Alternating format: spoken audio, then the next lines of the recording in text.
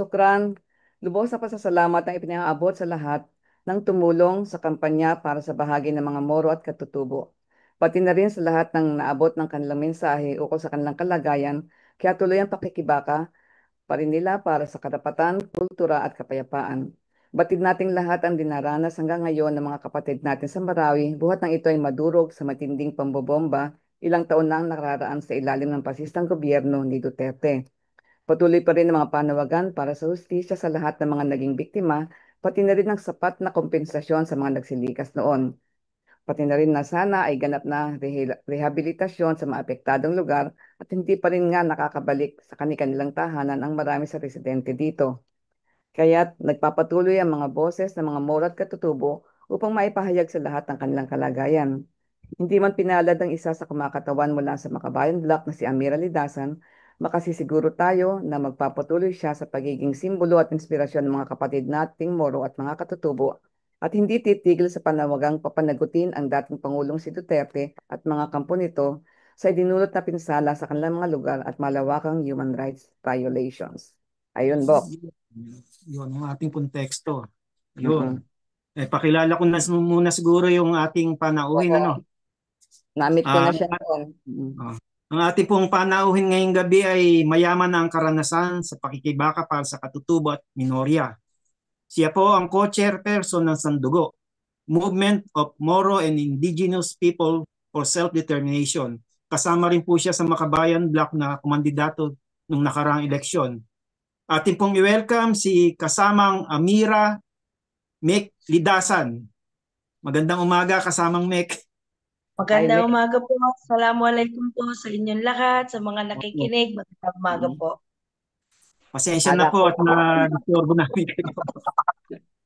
Po, okay lang po yun. Ngayong araw po dito sa amin ay selebrasyon ng Eid al-Adha. So maya-maya po ay magkakaroon kami ng congregational prayer. Ito po yung isa sa pinaka-importanting piyesta sa amin, no? The Feast of Sacrifice. At ito rin po yung ah, isa sa mga commonalities po, no, sa naratibo ng Muslim at Kristiyano, yung pong istorya po ni Prophet Abraham at yung sakripisyo po doon sa kanyang anak. So, mamaya-maya po ay makakasama natin ang iba naming mga kamag-anak at kapamilya para po doon sa aming sambayang o prayer para po sa Eid al-Adha. Ayun. Oh, Bek, salamat at nandito at nag-meet ulit tayo. Although nandito ako sa Pilipinas, di pa tayo uli nagkikita. Opo, Pero opo, balik na uli ako sa Italy. Ayun. opo. Ay, Bok, ikaw ba ang unang pupukol ng ano, ng Ito na. ano? Okay.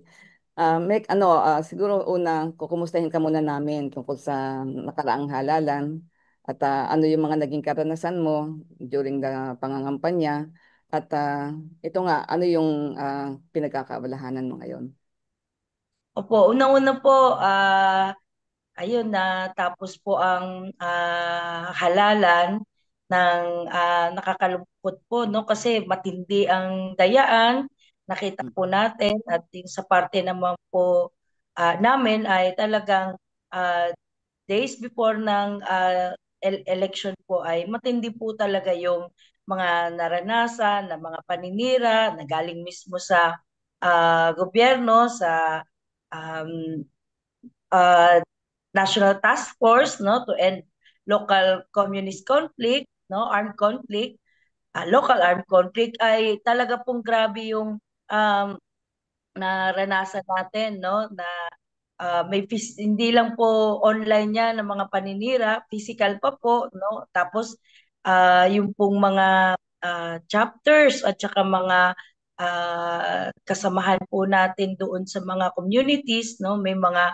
kabaong pa nga po na nilagay doon sa kanilang Mhm. mga komunidad. Talagang matinding mga pananakot ang ginawa nila, maraming taktika para sirain tayo. Pero natutuwa naman po ako sa mga kababayan natin, lalo na sa ating mga um, na kadaupang palad po, no, sa pag-iikot natin, kahit po yung 90 days na campaign, napakaliit po para ikutin natin ang Pilipinas. Maraming lugar nga po mismong sa amin sa Mindanao ang hindi po namin napuntahan, pero talagang nakapunta po kami doon sa sinasabi nilang baluarte ng mga Duterte, no? Mm-mm. At nakita rin po natin yung mga kababayan nating willing na makinig doon sa issue talaga na kinakaharap nila, mga kababayan natin na mga Moro, na mga mangingisda, Moro, na mga um, manininda, no? Mga kapatid nating Moro na hinaharap mo yung pang-araw-araw na krisis, kahirapan doon sa kanilang kabuhayan at willing pong makinig doon sa plataforma po na hinihanay ng makabayan at ng iba't iba pa pong mga party list, no? Lalo na po ang Bayan Muna. So yan po talaga ang aming ikinasaya kasi sabi nga po sa Davao na baluarte ng mga Duterte ay mayroong mga kababayan tayong nakikinig, no, at binrake po natin yung sinasabi nilang ay ano walang tatanggap sa inyo sa Mindanao or sa Visayas kasi kami ay mga Duterte, ito lang pinag-uusapan, no. Pero yun po, no, tapos nakakalungkot lang talaga po, no, dahil sa sobrang mga paninira at saka harassment, no, sa mga mamamayan natin ay talagang may malaking bilang sa atin ang hindi talaga nakaboto din, no? Tapos dito sa nangyaring eleksyon, no, ay nakita rin po natin yung grabe na electronic cheating, no? Na magpasanggat sa ngayon po ay hindi pa nasasagot ng COMELEC ang mga katanungan ng mga kababayan natin ng mga nawawalang boto, overvote, no? Yung na magic na boto na sabi nga po ng Gabriela ay nawala sa kanila ng ano lang, ilang oras lang nagka iiba yung report ng tawag dito, yung report po ng mga election watchdog at saka po yung sa COMELEC, no? So, yan po yung marami pong hinaharap natin sa nangyaring eleksyon sa Pandaraya na electronic cheating na ginawa ng. So yan pa po yung ating laban sa ngayon, no? Sa patungkol sa eleksyon, ang paniningil sa mga hindi nagawa ng COMELEC ng mga complaints natin about harassment, red tagging, pandaraya, no? At hindi lahat yun ng ano. Tapos hinabol pa po ng mga kapatid nating mga nasa Kabataan Party List, no? At saka ilang pang mga grupo ng mga kabataan yung pag-remind po sa COMELEC na since 2019, meron din pong sinampa na complaint, no, hinggil po sa Duterte Youth na hindi Mm-mm. talaga sila representative ng mga kabataan, no, ay Saka hindi ngayon sila lang sumunod din sa po. tamang proseso. Oo, ngayon lang din po parang nabukas, no? Kaya talagang isa rin po yan sa mga sinisigil natin sa Duterte Youth na since 2019 pa po yung complaint na yan and yet hindi po, ngayon lang po siya na nakikita. Kaya isa rin po yan sa mga ah, talagang binabantayan natin na dapat ngayon po ay sagutin na rin ng COMELEC, no? Yung complaint po na dapat i-disqualify ang Duterte Youth for not truly representing the youth at saka yung mga application po nila na questionable, no? Even yung representante nila, identity ng representante nila ay questionable, no? So dapat po ay harapin niyan kasi malaki po yan na talagang pagpapakita po ng pambabastos ng proseso, pandaraya, no, sa mga mamamayan, lalo na sa representasyon ng mga kabataan. So ito po talaga yung napakahalagang binabantayan natin sa ngayon na mga proseso po ng eleksyon, no, na kailangan pong tutukan ng mamamayan kasi boto po nila yon eh. At sa na niloko, boto po nila yon na dinaya, boto po nila yon na hindi sila hinayaan dahil sa mga ginawa, no, na red tagging, terror tagging ng gobyerno at paninira sa mga progresibong mga party list at mga tumakbo po ngayong 2025 na eleksyon. Mm. Ikaw na ba? O ako, may follow-up ka ba? Hindi, tatanong ko lang ako, kumustahin ko lang po ngayon yung lagay ng Mindanao. Kumusta na po yung kapayapaan diyan? Opo, very fragile pa rin, no, kapag pag-uusapan natin. So, alam niyo naman po sa Mindanao, maraming presensya po ng mga liberation fronts, no? Sa Moro po yan, ay mayroong Moro National Liberation Front at Moro Islamic Liberation Front. At lahat po ay sa ngayon, nasa isang usapin po sila ng ah, nangyayari po ngayon sa GRP at saka MILF na peace negotiation at nasa track po ng Transition Authority, no, yung Bangsamoro Transition Authority. Nandiyan na po ngayon lahat ang Moro National Liberation Front, Moro Islamic Liberation Front, no, at nirepresent po ng mga nakatalaga o na-appoint ng mga miyembro ng PTA ng Transition Authority ang mga liberation fronts na ito. At nakita nyo naman po na lahat po sila ay nandoon sa pagpapatakbo, no, ng Bangsamoro Autonomous Region in Muslim Mindanao at lahat din po ay nagpe-prepare, no, doon po sa coming election. Sana po matuloy na. Dapat kasabay po ngayong May, Wow. pero nag-postpone po nitong October at sana po matuloy na po ito, election na ito kasi nakakagalit po yung ginagawa ng ating gobyerno na laging pinakikialaman ang farm at nito nga pong panahon ng Marso, no, panahon ng Ramadan ay nagulat na lang po yung mga kababayan natin na nagkaroon ng change, no, sa appointment ng mga members ng Bangsamoro Transition Authority. Madali ang pagbabago po yun. Marami rin po matanggal. May mga nawala ng representation sa mga probinsya ng Tawi-Tawi, no? At natanggal na rin po yung doon sa Sulu dahil sa exclusion ng Sulu doon sa jurisdiction ng BARM. So ito po ay nagkakaroon po ng medyo kaguluhan at divide, no, sa aming mga lugar at itong katatapos lang din po ng eleksyon ay makikita din po natin yung impact nito doon sa ilang mga Bangsamoro groups, lalo't lalo na ang mga grupo katulad ng MILF at MNLF ay mayroon ding mga political parties, no, na pinatakbo, mga kandidato na pinatakbo nitong 2025 elections, yung from provincial hanggang mga konsehal, no. So talagang napaka gulo din ng ibang mga communities namin noong eleksyon at lalo na naghahanda din ng sa darating na eleksyon sa Oktubre. October.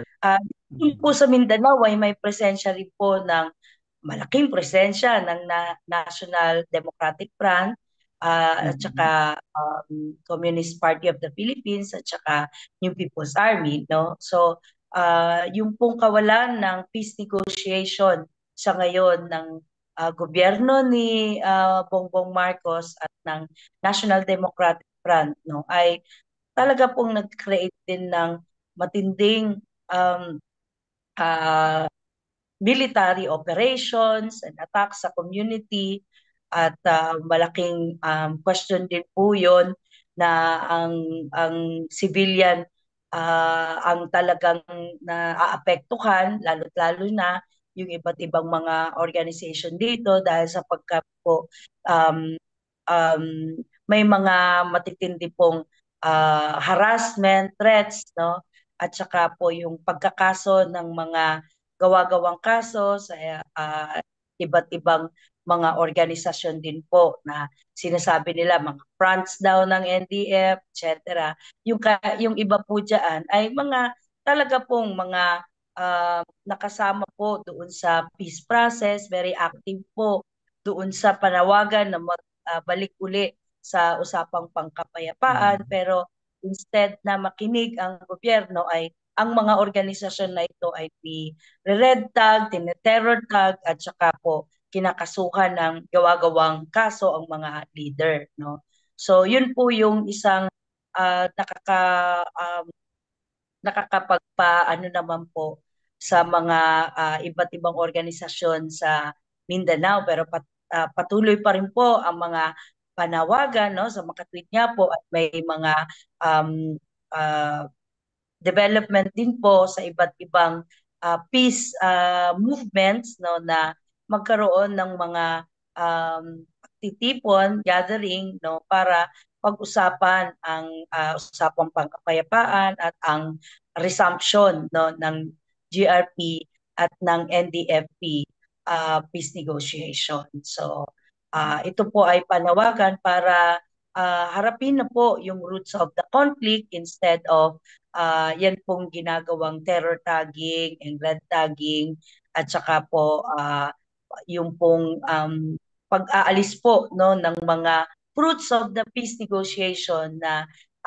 for sa previous administration, no, ay umabot na po doon sa pagsisimula, no, ng usapin hinggil sa socio-economic reforms, no, napaka-importante po sa atin yan kasi yan po yung talagang uh, kailangan nating harapin bilang isang nasyon, yung problema po natin sa kahirapan, problema sa kawalan ng lupa at ganun din po na issue po ng mga pambansang minorya. Dinala ko din po noong nangangampanya kami ay yung usapin po ng patuloy na pagkilala sa karapatan ng mga mamamayang Moro at Katutubo sa lupang ninuno at saka yung pong karapatan sa sariling pagpapatya. Isa po yun sa mga nakapasok na mga issue na kinaharap itong usapang pangkapayapaan sa socio-economic reforms po na agenda, no.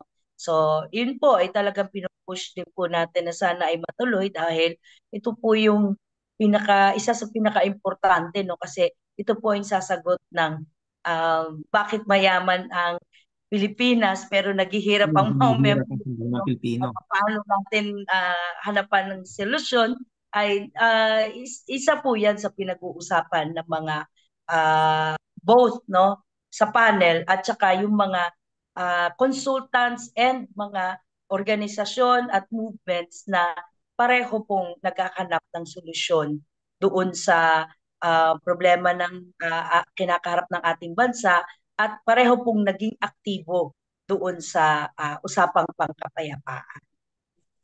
Yun po. Amira, kasamang may masasabi mo ba na yung ugat ng mga sigalot dyan sa Mindanao yung mga illegal na pagkamkam ng mga lupain ng mga katutubo?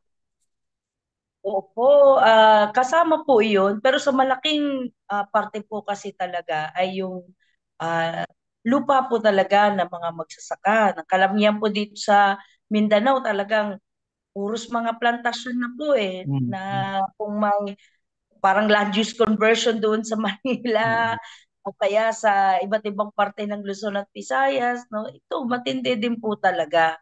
No, dito po nga sa Mindanao, since alam naman po natin yan, since American colonization pa, talagang ginawa pong vast ground for plantation ng mga malalaking kumpanya, Dole, Del Monte, Sime Darby, no, so rubber.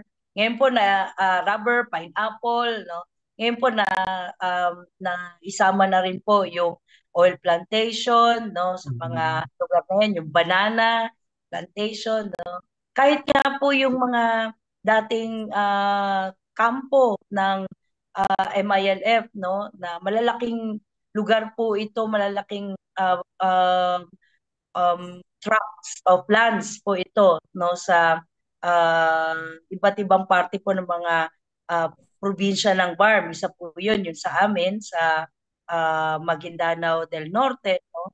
Ay kung makikita nyo po, talagang turned into plantations na po ang mga kampo ng MILF, at ang iba nga po doon ay pag-aari po ng mga foreign companies, no? Katulad po Mm. ng Unifruti, no? So nandiyan na po 'yan sa mga ano. So ito po ay isang malaking ano rin po sa amin, kasi po those former MILF camps ay represent po ng isang Muslim community, no, na headed by the MILF, at saka naging ano po siya, parang takbuhan po ng mga biktima ng lahat ng mga nagabakwit dahil doon sa Mm. ginagawang military operation sa mga Bangsamoro areas noong kung may giyera pa ang GRP at ang MILF. So, yun po ang representation ng mga kampo na yon. So, binomba po siya noong all-out war ni former President Estrada, kinuha po ng militar, at yun po, no, pina-invest po, no, sa mga foreign Mm. corporations para tayuan ng mga banana and other fruits, no. At yun po yung nakakalungkot, kasi gobyerno po ang nagpa-facilitate ng pagbebenta ng mga lupain natin in the form of investment, ano, sa mga langyaw o sa mga foreign investors. So in the long run, talagang sila po yung nagpa-facilitate ng land grabbing doon po sa mga lugar po ng mga Moro at saka mga Katutubo.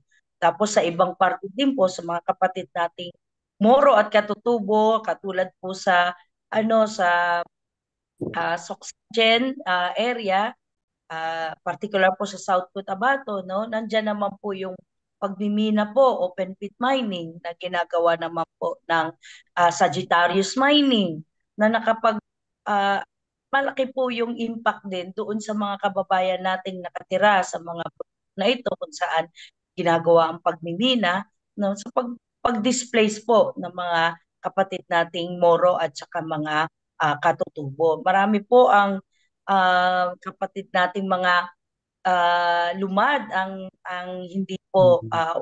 sumasang-ayon, no, doon sa ginagawang pagmimina sa kanilang lupang ninuno. Pero gayon nga po, nagpapatuloy ito, at yung iba pong mga leader ng mga komunidad na ito na ayaw po doon sa pagmimina ay talaga pong umarap po sa matinding mga harassment, at ganun din po sa mga um, leader na mga nagsusupport or advocate, no, ng environment protection, no, ay ganoon din po, sila po ay nagmi-meet din po ng harassment at saka mga ano. So ito po yung isa sa mga nalunod po na issue noong election, kasi tayo po ay talagang ibinibring natin into the forefront ang issue po ng kinakaharap ng Bangsamoro at saka ng mga Katutubo. Pero sa panahon din po ng eleksyon, ang talaga pong pinalaganap, no, ng mga trolls at saka ng mga kahit din po ng Fake gobyerno, news. ay yung ang parang ang eleksyon ay between the Dutertes Marcos. and the Marcoses lang, at parang issue lang nila ang nag-aaway, mga manok noon nila, yung Mm. mga pinatakbo nilang kandidato ang nag-aaway. Ang issue po ng mamamayan ay natabunan po, no? Nagsisilbi. So, Oo. yan po talaga yung pinilit natin nung eleksyon, na harapin ng dalawang yan, kasi sila naman po ang namumuno, no? Yung pong injustice na nangyari sa mga kababayan natin Moro at Katutubo, lalo na sa panahon ni uh, former President Rodrigo Duterte, no, na marami po talagang human rights violations, no, na kinaharap ang mga kababayan natin, um, lalo na sa mga probinsya po ng Mindanao, na talaga pong kasama ang mga kapatid nating Moro at Katutubo, na hinarap po yung ah, matindi pong militarization with the aid of um, um, yung mga heavy artillery, kasama po yung aerial bombardment, yung pambobomba po sa mga komunidad ng Moro at Katutubo doon sa military operations na meron na ginamit ang Duterte administration. At yung paniningil din po namin sa Marcos administration dahil nagtuloy-tuloy po ang ganyang mga military operations, no, at ang pinakamatindi nga po ay nagiging lunsara ng gyera ang mga komunidad namin dahil sa pagtatayo po ng EDCA sites sa mga lugar, lalo na ng mga katutubo, sa mga nangyayaring military exercises, no, kahit po sa probinsya namin, sa Maguindanao del Sur ay may mga USRP balikatan, military exercises, no, na nangyayari. So yan po ay mga issue na talagang pinalaganap po namin nung kampanya at pilit na ipinapaharapin, no, ng mga kandidato, lalo-lalo na yung mga kandidato o manok, no, nung nag-aaway na Duterte at Marcos. Pero mas nag-focus po kasi sila doon sa kanilang mga debate at ang mamamayan, ito na tuloy po yung kinaharap, no, na ang issue, imbis issue nila, ang kanilang kinakaharap, hinggil doon sa kawalan ng sahod, pagtaas ng presyo, no, ay hindi po yun ang nakaharap, no. Mas doon pa po sa issue ng away nitong dalawang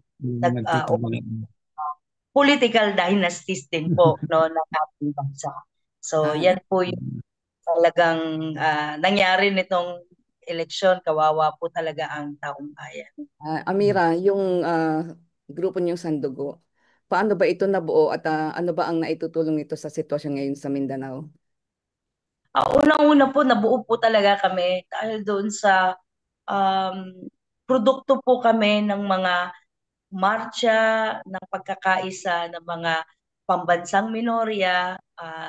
Noong pong nagsimula po kami ng mga tinatawag naming lakbayan, no? Marcha ng mga katutubo at saka mga Moro. Noong pa pong 2012, no, ang mga kababayan po na natin sa Mindanao, no, ay dahil po sa matinding militarisasyon sa mga probinsya natin, no, ay naningil po, no, sa pamamagitan po sa forma po ng pagrarally at saka pakikipagdialogo sa iba't ibang ahensya mula Mindanao papuntang Maynila.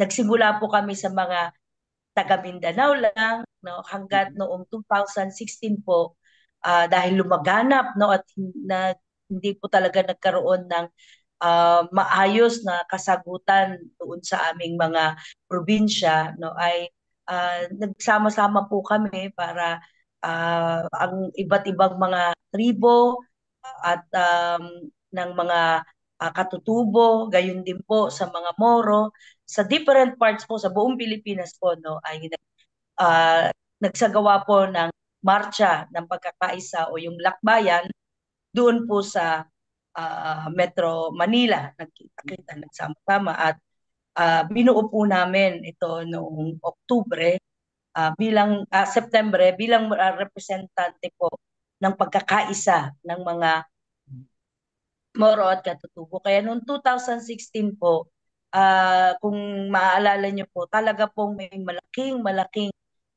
gathering ang mga Moro at Katutubo. Hinost po kami ng University of the Philippines sa Diliman. Oo, tapos po sila rin po ang naka-witness sa amin doon sa pagkakaisang ito. Sandugo po yung aming napili kasi bukod po sa nagkakasama kami bilang isang dugo, isang laban, no, ay pagkilala din po ito doon sa mga peace pacts, no, ng pagkakaisa ng mga iba't ibang tribo sa ating pong history. So, Movement of Moro and Indigenous People for Self-Determination and Just and Lasting Peace. So, yan po yung panawagan namin noon. So, kami po ay sa representation po namin, lalo na po, ako po ang co-chairperson. Ang isa po ay si Ma'am Joanna Carino ng Cordillera People's Alliance. So, yan po ay pagpapakita din po ng historical na pagkakaisa ng mga South, Norte at saka ng Mindanao at saka pagkakaisa din po ng mga Cordillera at saka mga Moro na dati din pong ano. So, yan po yung ano. Si Ma'am Joanna Carino po ay kilala din po talagang indigenous people leader sa international, no? At saka sa national. Kaya talaga pong ano, para sa amin ay yung representation din po ng iba't ibang mga organisasyon sa iba't ibang parte ng Pilipinas, no, ay naipakita din po yun doon sa aming isinagawang assemblea noong 2016 at yun po hanggang sa ngayon ay nagpapatuloy kami despite the harassment, no, at ang Sandugo din po ang isa sa mga naghikayat, no, na mag-represent po tayo sa pagbubuo po ng Makabayan Slate, Taong Bayan sa Senado Slate na irepresenta ang pagkakaisa ng mga Moro at Katutubo at saka representasyon ng pambansang minorya sa ano po sa slate ng Makabayan at sa pagtakbo po natin nitong 2025 para sa Senado. Sa ngayon ay hindi lang naman ukol sa mga kalagayan ng Moro at Katutubo ang inyong tinututukan, di ba? Meron din kayong ibang misyon na ginagawa ngayon. Pakibanggit mo naman yung tungkol sa mga kapatid natin sa Gaza. Oo. Isa rin po yun, no, nung pagkatapos po ng eleksyon, nagkaroon po kami ng isang pagtitipon, no, isang rally din po na ipinakita bilang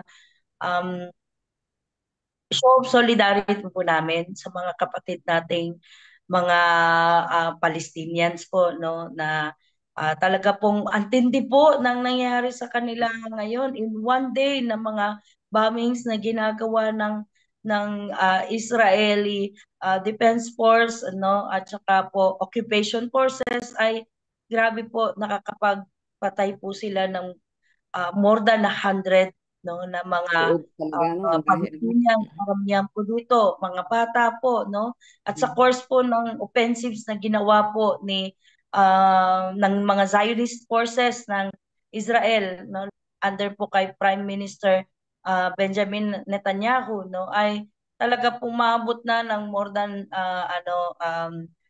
thousands na po, no, yung nagpapatay at karamihan po dyan ay mga bata, no.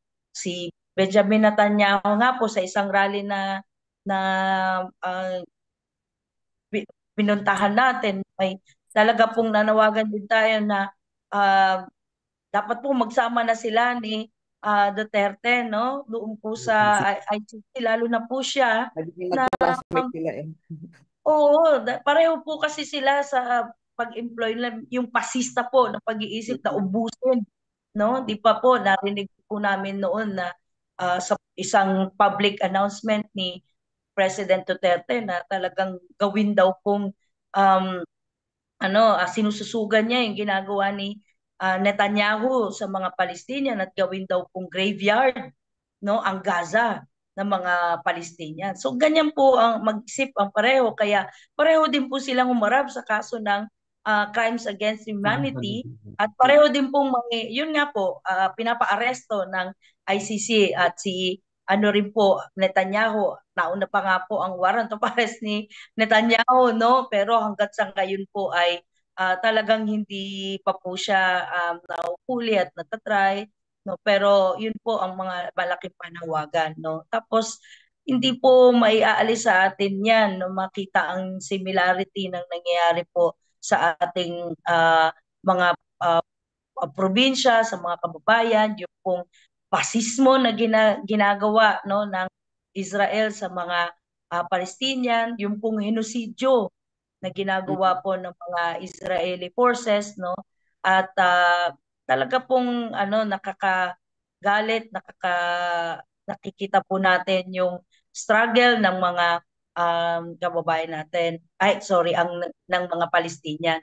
At makikita nyo rin po na ever since po, kasi alam naman po natin na may mga Palestinians din po na refugees, no, na nakatira sa Pilipinas, nakapangasawa po sila ng mga Pinay, no, at ang pamilya po nila ay talaga pong isa sa mga unang nagsilikas doon sa Palestine noong 2023, at nakadaupang palad po natin sila at na paunang nabigyan ng ah, pagharap sa kanilang mga problema, lalo na nung sila ay nakabakwit, no?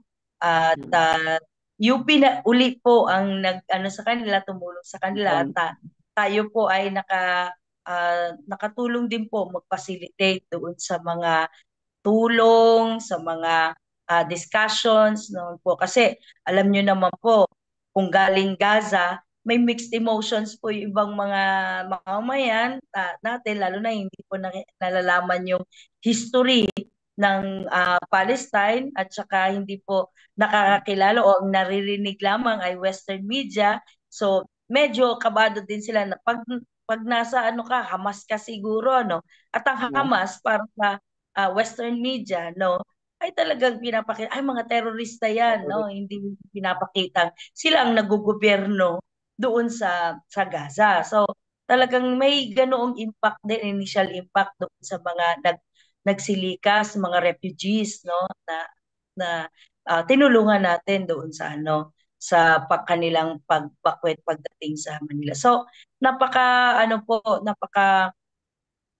tindi po nangyayari yun. Pero makikita nyo rin po yung overwhelming support ng iba't ibang mga organisasyon, ng mga kabataan din, no, sa kausa na to. At ngayon nga nakikita natin sa news, no, yung mga aid ng iba't ibang tao ay pilit na dinadala, no, may civilian parang aid na pumupunta doon, no.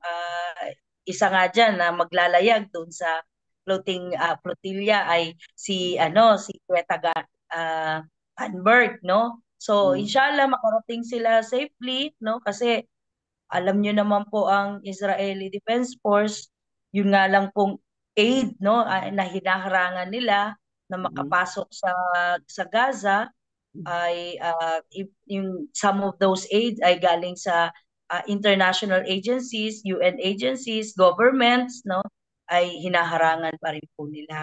Nakakalungkot din po yung mga news reports, no, na um, yung pong ang mga Palestinians po, lalo na yung Gaza, they were made to beg for ng mga Israeli forces for aid, no? Salat na salat ang ipinapasok sa aid. Tapos na aid doon sa lugar. Tapos kung kukuha pa ng pagkain o kaya ang mga Gazans, ang mga refugees ay pinagbabaril pa nila, no, at maraming bilang ang nai-report ng mga ospital na talagang naging biktima sila ng mga massacre dahil lang doon sa aid. Ikalawa, yung mga hospitals mismo nila, no? Iilan na lang po ang mga hospitals na mayroon, hindi lang po sa Gaza, kung hindi doon sa mga karatig po kung saan nagtakbuhan ang mga refugees, no, ay yung pa po yung talagang pinupukosan ng pambobomba. So yung services din po, lalo na yung much needed medical services, dahil po sa violence na ginagawa ng Israeli forces sa mga mamamayan ng Gaza at the whole Palestinians, no, ay nawala pa po yun dahil po doon sa ginagawang So these are the stories, no, na kailangan marinig ng mamamayan, kasi ng iba pang mga kababayan natin. Kasi po sa TV, sa national Western media, pilit na po nilang binubura yan, no, at kaunti na lang po yung inilalabas ng mga information diyan, no. Kaya parang na-challenge na rin po yung ibang ano uh, aid agencies, civilians na may empathy po doon sa nangyayaring genocide sa Palestine, na sila na po yung pupunta, isi-show po nila yung unity, yung kanilang sympathy doon sa mga struggle po, everyday struggle na nangyayari po sa mga Palestinians doon po sa Gaza and elsewhere po, no? Kasi sa ngayon po may gera sa Gaza, pero tuloy-tuloy pa rin naman po ang occupation na ginagawa ng Israel sa iba't iba pa pong lugar, lalo na po sa West Bank and other areas ng Palestine. Alam ko si Boke may gustong itanong sa iyo, Amira, tungkol sa present issues ngayon dyan, dito sa Pilipinas. Hindi, naipasa na yung House Bill 11-3676. Ano ba masasabi mo doon? Ito po ba yung pagtaas ng yung sahod? additional na 200 Opo, 200 minimum wage. Opo, Ano ba masasabi doon? siguro po, ang sasabihin po ng mga kababayan natin, salamat at mayroong dagdag, no? At nakinig doon sa mahabang pagkakampanya ng mga kababayan natin, no? Yung daig nila na madagdagan ng sahod, lalo na maharap ng matinding krisis, ekonomiya ang ating bansa at ang ating mga kababayan ay talagang hirap na doon sa mataas na presyo ng lahat, no? Hindi lang bilihin, pati po yung mga bayarin, no? Kuryente, tubig, etc. Kaya lang po, 200 lang po ba talaga ang may dadagdag? Di po siya kasi talaga magkakasya doon sa pangangailangan ng mga kababayan natin na living wage. Sa totoo lang po, yan po dapat yung minimum wage yung sinasabi pong pwedeng ito ang kabuhayan na kakaharapin ng mga kababayan natin, yung 1,200. Yun na nga po yung minimum natin kasi grabe po ang pagtaas ng mga bilihin, ng mga Dito naman talaga. po ngayon. Anong tawag po? Enrollment na naman po ngayon. So, Okay. hindi talaga po magkakasya doon sa pangangailangan ng mga kababayan natin. Kaya po siniset nga po natin na sana ang yan po ang objective natin. Maabot po talaga yung living wage as a minimum wage. Huwag naman pong baratin ng baratin na lagi pong below minimum wage or yung living wage ang idadagdag. Kasi ano po talaga siya, no? Malaki po talaga ang daing ng mga kababayan natin sa hirap po ng buhay, no? At alam niyo naman po, pagkatapos ng eleksyon, matindi ang magiging corruption na naman po ng mga Bawian yan, bawian. Tiyak yun, So, oo. lalong maghirap ang mga kababayan natin, no, sa ganyan pong mangyayari, yung mga budget rin po, magpa-budget hearing na lang din po. So, makukulembat na naman yung mga kakarampot na budget na mapupunta sa mga kababayan natin, no. So, ganun po, mababa ang sahod, walang budget para sa serbisyo, pati yung nangangamba po tayo doon sa tinatapyas ng mga budget sa mga eskwelahan, sa mga state universities, no? Budget po na malaking mga natapyas doon sa hospitals, no? Sa mga basic services. So yan din po ang isang kakaharapin ng mga kababayan natin, no? So talagang kung Nabanggit ano ko po sa talaga, budget. oo, kung ano po talaga is bakit hindi po ibigay, no, yung talagang kailangan po ng mga kababayan natin, no, na iset po natin na standard yung sa living wage as a minimum wage para yan po yung maibigay, no, na kaukulan, no, kasi yun naman po talaga ang pangangailangan ng mga kababayan natin. So, Sigaw thank you. nga ng taong bayan 1,000 pa more. Oo, yun. Thank you, pero dagdag pa. More pa. Hindi sa nabanggit mo nga yung budget, kumbaga sa may pera ang ang gobyerno, pero Yeah, no. kanila napupunta. O doon napunta doon sa isa. Pwede bang marinig yung opinion mo tungkol doon sa Ayun. impeachment kay VP Sara? Parang Ay, parang lumalayo tayo na lumalayo doon sa ano eh. Sa dapat opo, yun opo. eh. Ah, di talaga pong nag-expect po tayo na pag-resume po ng Mm, after election at pag-resume ng sabi naman po kasi yan ni ni uh, Opo. um, Senate President Jesus Cordero, no, na hindi niya i-convene ang mm, Senate para lang po sa impeachment. So pinauurong po nila ng pinauurong na dapat sa panahon po ng naipasa na po ito ng ah, Congress, no, na na-impeach na siya sa Congress, ay yung pong yung favorite natin na word na pinag-uusapan ngayon, no, yung forthwith, yung dapat yes. Forthwith. ah oo, Agad-agad. oo, Agad-agad. agad, no? Pinaprolong pa po nila sa eleksyon, no? Hindi nag-resume ang Senate. Tapos nung resumption po, noong June 2, ay hindi po talaga hinarap ito, no?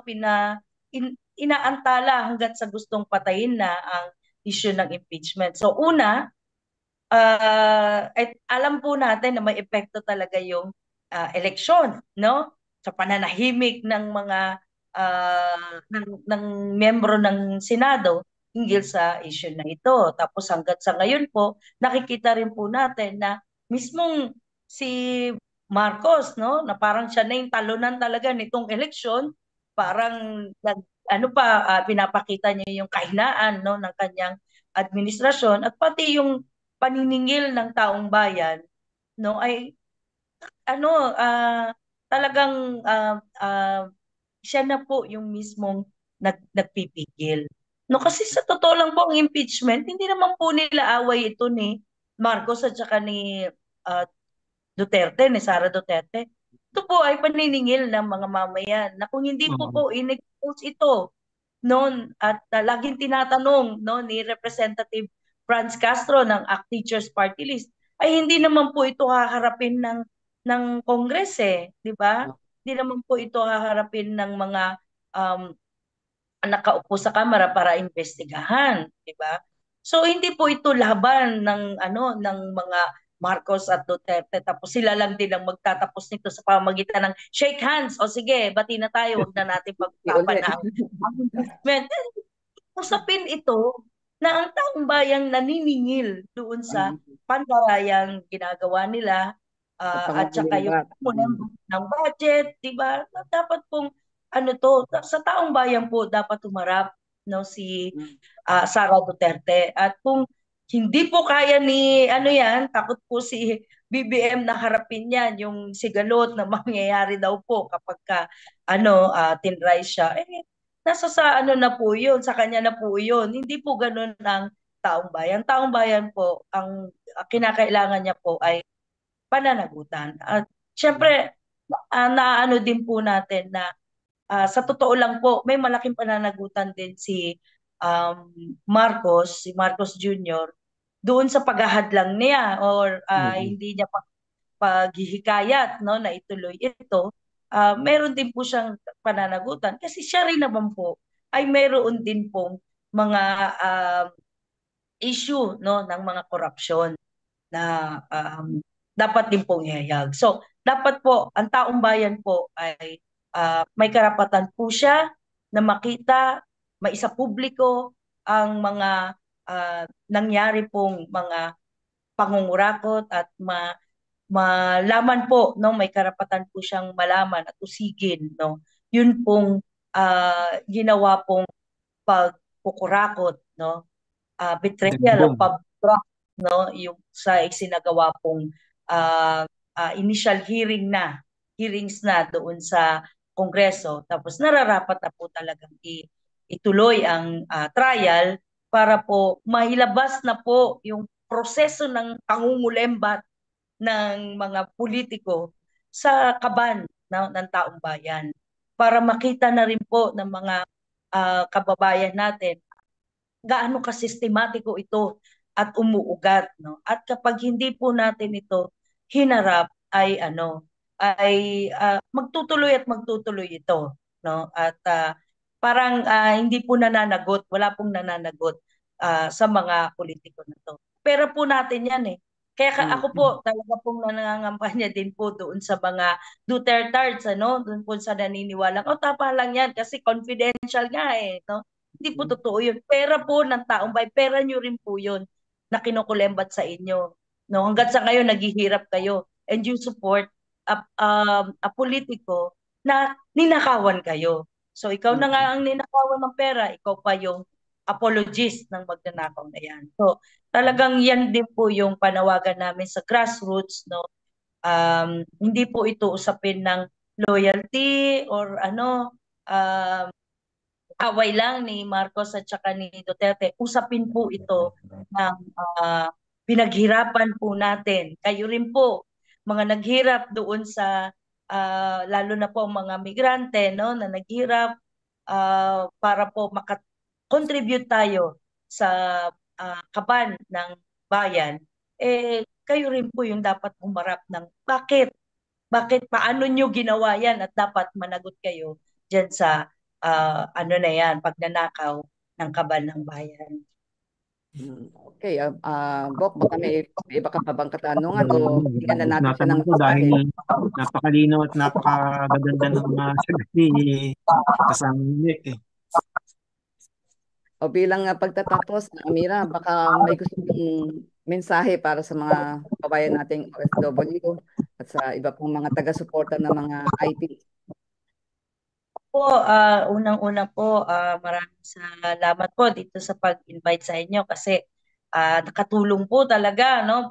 Sa totoo lang po, napaka hirap din po yung kampanya na ginawa namin nitong 2025 dahil talaga pong hindi lang tayo natatabunan dahil sa matinding patalastas at media presence ng ibang mga politikong tumatakbo, no? Pero yung mga shows nyo po katulad po ng mga pag-i-interview nyo po sa amin ay nakakapagpa-reach out po sa broader larger na audience. So yan po talaga yung isa. Tapos malaki din po ang aming pasasalamat, no, dahil po marami rin po ang talaga pong kumikilala doon sa kausa po natin, no, sa suporta po na binigay doon sa ating kampanya, no.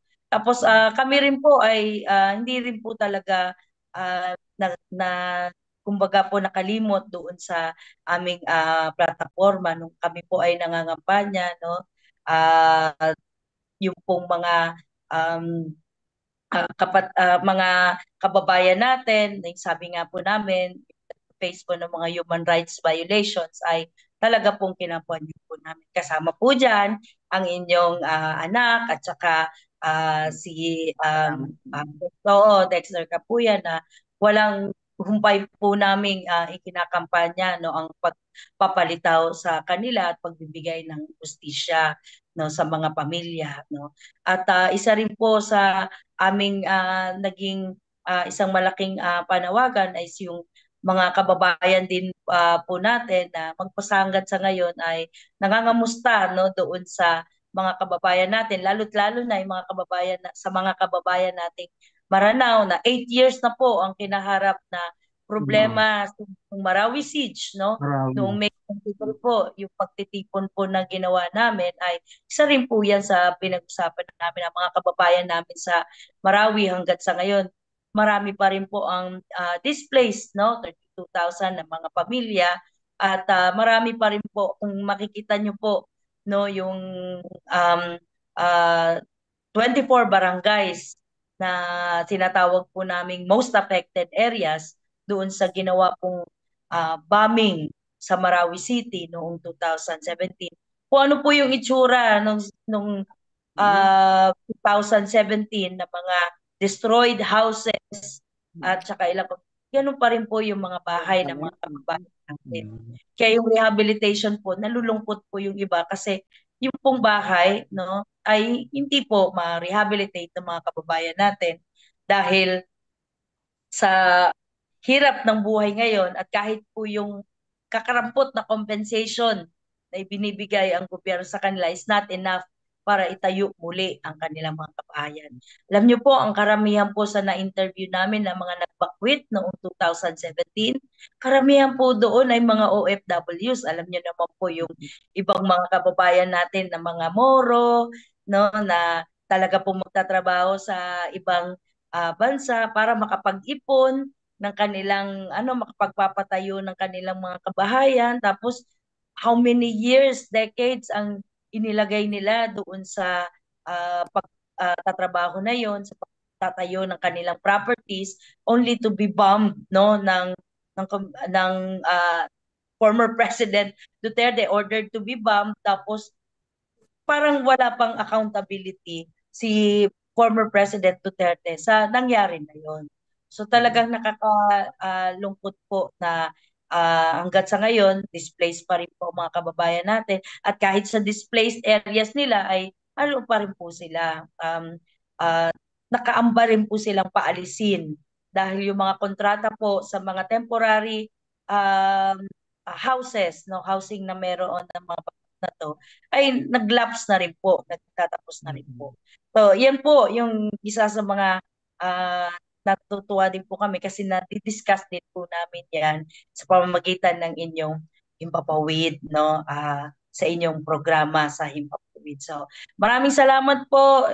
Inshallah po, sana po magkita-kita po tayo in person at saka online, no, sa pagpapatuloy po natin doon sa pagkakampanya para po mabigyan ng boses ang mga at malaman ng mga kababayan natin ang sitwasyon ng mga kapatid ninyong Katutubo at Moro sa iba't ibang parte ng Pilipinas. Maraming salamat po. Wassalamualaikum po sa inyong lahat.